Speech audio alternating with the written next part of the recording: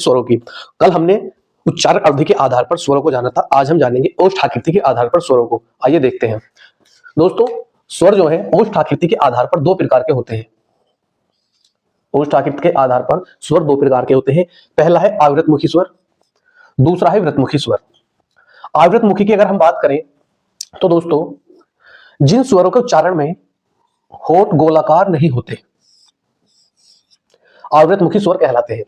वही बात करें वृत्तमुखी स्वर की, तो जिन स्वर के उच्चारण में होठ गोलाकार होते हैं वो वृत्तमुखी स्वर कहलाते हैं। कैसे? अगर हम आवृतमुखी स्वर की बात करें तो इसके एग्जांपल हैं जैसे ए, आ, ई, री, ए, ऐ।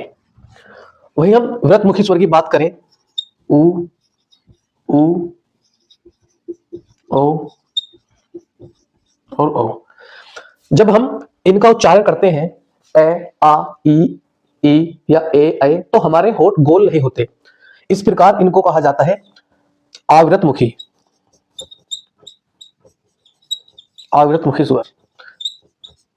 और जब हम इन स्वरों को उच्चारण करते हैं उ, ओ, तो इस प्रकार हमारे होठों की जो आकृति है वो गोलाकार हो जाती है, इसलिए इनको वृत्तमुखी स्वर कहा जाता है। इन दोनों में यही अंतर है, क्योंकि हमारी हिंदी भाषा वैज्ञानिक भाषा ऐसे ही नहीं कही जाती, क्योंकि ये सिद्ध भी होती है। हमने कहा ओष्ठ आकृति के आधार पर जो स्वर है वो दो भागों में है, वृत्ताकार और अवृत्ताकार। और जब हम इनका उच्चारण करते हैं तो हम इसे प्रैक्टिकली देख भी पाते हैं। जब हम ए, आ का उच्चारण करते हैं तो हमारे होठ गोल नहीं होते, वही हम जब उ, ओ का उच्चारण करते हैं तो हमारे होठ जो है वो गोल हो जाते हैं। इस प्रकार हमारी जो हिंदी भाषा है वो वैज्ञानिक भाषा भी है। तो दोस्तों, आशा करता हूं आपको ये छोटा सा टॉपिक समझ आ गया होगा।